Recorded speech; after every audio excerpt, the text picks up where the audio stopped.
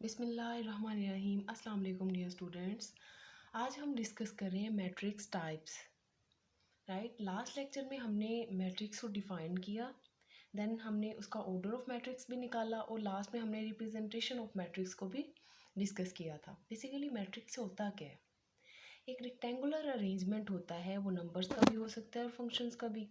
Numbers में complex numbers भी होते हैं और रियल नंबर्स भी होते हैं, राइट, जिन्हें क्लोज किया जाता है अ पेयर ऑफ ब्रैकेट में। वो क्या होता है? एक मैट्रिक्स बन जाता है। आज हम डिस्कस करेंगे matrix types, right. So first जो टाइप है वो है रो मैट्रिक्स।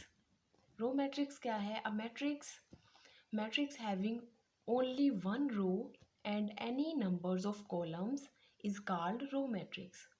अब रो मैट्रिक्स में जस्ट एक रो होगी, ओनली वन रो, और जितने मर्जी इसमें कॉलम्स हो सकते हैं, राइट।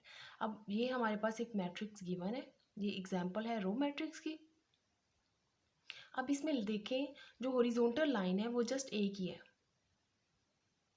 रोज रिप्रेजेंट करते हैं हॉरिजॉन्टल लाइन को, मींस हॉरिजॉन्टल जो लाइन होती है वो किसको रिप्रेजेंट करती है? रो को, और कॉलम वर्टिकल लाइन को, राइट। तो इसमें कितनी रोज हैं? ओनली वन रो है, इसका ऑर्डर क्या होगा? और कॉलम कितने हैं? 1 2 एंड 3। मतलब कि ऐसा मैट्रिक्स जिसमें सिर्फ एक रो हो वो रो मैट्रिक्स होता है। इसमें जितने मर्जी कॉलम हो उससे कोई कंसर्न नहीं है, right. Next is column matrix. अब ये उससे ऑपोजिट होगा। Matrix having only one column and any numbers of rose is called column matrix. अब इसमें क्या है? इसमें मैट्रिक कितने होने चाहिए, सॉरी, कॉलम कितने होने चाहिए? एक कॉलम होना चाहिए और रोज जितनी मर्जी हो। अब वर्टिकल लाइंस जो होती हैं वो क्या होती हैं? कॉलम होती हैं। इसमें कितने कॉलम है? Only one column. हम ऑर्डर किस तरह लिखते हैं? ऑर्डर लिखते हैं m/n। m क्या होती हैं? m रोज होती हैं, और बाय n क्या होते हैं? कॉलम होते हैं। अब इसमें कितनी रोज हैं? 1 2 एंड 3। 3 रोज हैं। 3 बाय कितने कॉलम है? Only one column. सो इसका ऑर्डर क्या होगा? 3/1, right. Okay, next type is null matrix. और नल मैट्रिक्स से बेटा जाहिर है कि इसमें सारे एलिमेंट्स क्या होंगे? ज़ीरो होंगे। A matrix having all its element equal to zero is called null matrix. इसमें जो भी होगा, अब इसका ऑर्डर क्या है? 1/2 है। अब इसमें जितने भी एलिमेंट होंगे वो क्या होंगे? उनमें जो एलिमेंट होंगे वो क्या है? ज़ीरो है। इसका ऑर्डर है 2/2 है। इसका ऑर्डर क्या है? 3/2, right. Next is square matrix.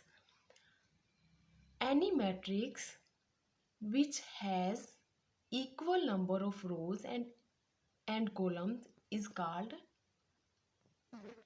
Square matrix. बेटा स्क्वायर मैट्रिक्स क्या होता है? स्क्वायर मैट्रिक्स में क्या होगा? इक्वल नंबर ऑफ रोज होंगी और इक्वल ही उसमें कॉलम होंगे। फॉर एग्जांपल, अगर हमारे पास 3 रोज हैं और 3 ही कॉलम है, कोई भी ऐसा मैट्रिक, अब इसमें भी देख लें, ये भी हमारे पास एक तरह का स्क्वायर मैट्रिक भी है, क्योंकि इसमें इक्वल रोज हैं और इक्वल ही कॉलम है। ये क्या है? इसका ऑर्डर है 3/3, राइट। जिसमें any matrix having which has equal number of rows and columns is called square matrix, right. Next is diagonal matrix. A square matrix is called diagonal matrix if all non diagonal elements are zero. अब बेटा जो diagonal elements होते हैं वो ये वाले element होते हैं, राइट। किसी भी मैट्रिक में ये वाले जो एलिमेंट होते हैं ये डायगनल एलिमेंट होते हैं। अब उन्होंने कहा है जो नॉन डायगनल एलिमेंट्स हैं वो ज़ीरो होने चाहिए। नॉन डायगनल एलिमेंट कौन से हैं? ये तो डायगनल हो गए। जो इनसे बाहर होंगे वो 0 होने चाहिए। ठीक है, ये 0 होने चाहिए। और जो डायगनल वाले एलिमेंट हैं उसमें से एक एलिमेंट 0 हो गया, कोई बात नहीं, दूसरा क्या है, नॉन ज़ीरो है। इसमें दोनों ही एलिमेंट जो है वो नॉन ज़ीरो है। अब ये जो 3x3 का मैट्रिक है, 3x3 का जो मैट्रिक है, इसमें क्या है, एक एलिमेंट 0 हो गया, कोई बात नहीं, ये जो दो एलिमेंट हैं ये नॉन ज़ीरो हैं, लेकिन इनके अलावा बाकी सारे एलिमेंट क्या होने चाहिए, 0 होने चाहिए। Okay, next is square matrix. अब ये जो है ये डायगनल मैट्रिक्स होना चाहिए, मीन्स के नॉन डायगनल एलिमेंट्स इसमें भी 0 होने चाहिए। स्केलर मैट्रिक क्या कहता है, a diagonal matrix in which all the diagonal elements are equal is called scalar matrix। अब इसमें जो बेटा डायगनल एलिमेंट्स होंगे वो सेम होंगे, वो क्या होंगे, इक्वल होंगे। ये हमने ऐसा डायगनल मैट्रिक्स लिया है जिसमें जो डायगनल एलिमेंट होंगे वो बिल्कुल सेम होंगे। जैसे इसमें क्या है, बी भी है, सेम है, इसमें भी है 3 3 3, डायगनल एलिमेंट जो है वो सारे क्या है, सेम है। अब ये एक स्क्वायर मैट्रिक भी है, डायगनल मैट्रिक भी है और स्केलर मैट्रिक भी है। ठीक है, इसका ऑर्डर क्या है, 2×2। फर्स्ट कंडीशन क्या होनी चाहिए कि ये स्क्वायर मैट्रिक होना चाहिए। स्क्वायर मैट्रिक भी है और ये डायगनल मैट्रिक भी है। अब ये क्या है, 3×3, राइट।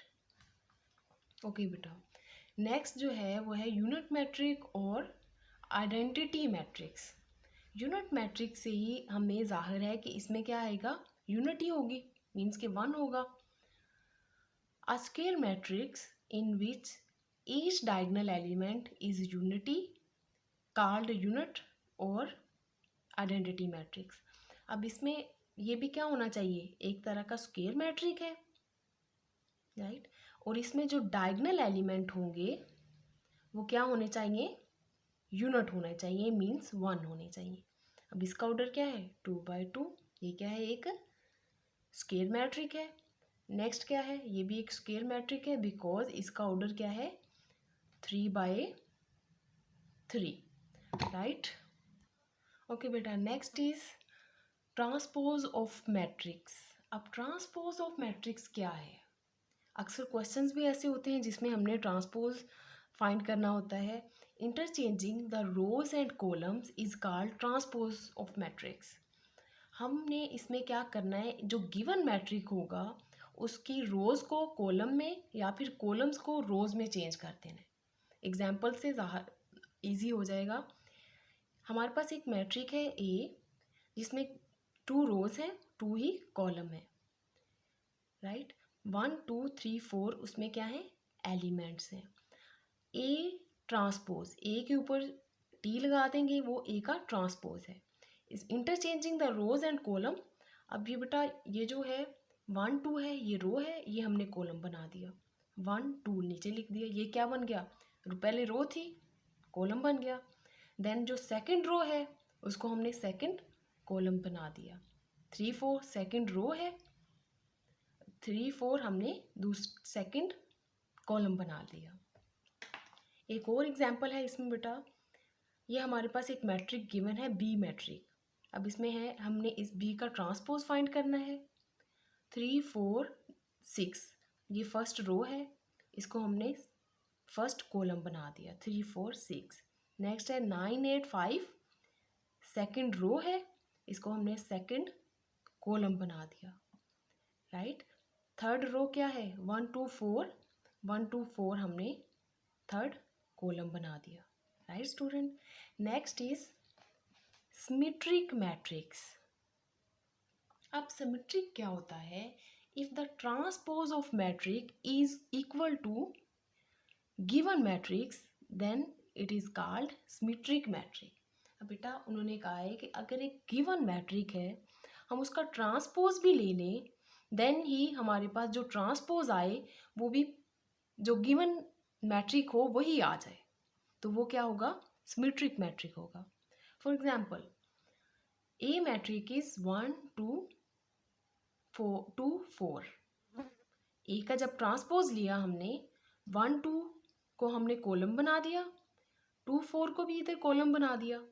अब देखें इसमें क्या है, एलिमेंट दोबारा फिर वही आ गए 1 2 2 4 1 2 2 4, यानी कि ए का ट्रांसपोज इक्वल है ए के, यानी कि ये ए और ये ए इक्वल है, तो ये क्या हो गया, सिमेट्रिक मैट्रिक हो गया। सिमेट्रिक मैट्रिक क्या होता है, अगर ए का ट्रांसपोज इक्वल हो ए के, अगर ट्रांसपोज लेने से आंसर वही आ जाए तो फिर क्या होगा, सिमेट्रिक मैट्रिक होगा। Next is skew symmetric matric. A given matrix A is said to be skew symmetric if A का ट्रांसपोज इक्वल हो माइनस ए के। उन्होंने कहा है कि स्क्यू सिमेट्रिक मैट्रिक वो वाला होगा अगर हमारे पास एक मैट्रिक गिवन है A, उसका जब हम ट्रांसपोज लेंगे जो आंसर आएगा वो माइनस ए आएगा। अभी एग्जाम्पल से समझ आएगी। हमारे पास जो गिवन मैट्रिक है वो क्या है, ए 0 -3 3 0, ये क्या है, एलिमेंट है इस मैट्रिक के। देन हमने क्या करना है, पहले ट्रांसपोज लिया, ट्रांसपोज लेने से 2 0 -3 क्या हुआ, कॉलम में चेंज करती हैं, दूसरी रो को हमने दूसरा कॉलम बना लिया, ठीक है। तो ये इस तरह आ गए। ए का ट्रांसपोज इक्वल, यहाँ से माइनस कॉमन ले, माइनस कॉमन लेने से क्या हुआ, 0, यहाँ पे प्लस का 3 था, माइनस कॉमन ले लिया, -3 आ गया, ये माइनस कॉमन ले लिया, प्लस का 3 आ गया और 0 वैसे ही। अब देखें ए का ट्रांसपोज और ये कौन सा मैट्रिक बन गया, ये ए मैट्रिक है, इसके और इसके एलिमेंट क्या है, सेम है। ए मैट्रिक इक्वल है माइनस ये वाला नीचे आ गया और ये क्या गिवन है, ये ए मैट्रिक है। सो ए का ट्रांसपोज इक्वल है माइनस ए के, ये हमारे पास स्क्यू सिमेट्रिक मैट्रिक की एक एग्जाम्पल है, right. Thank you so much.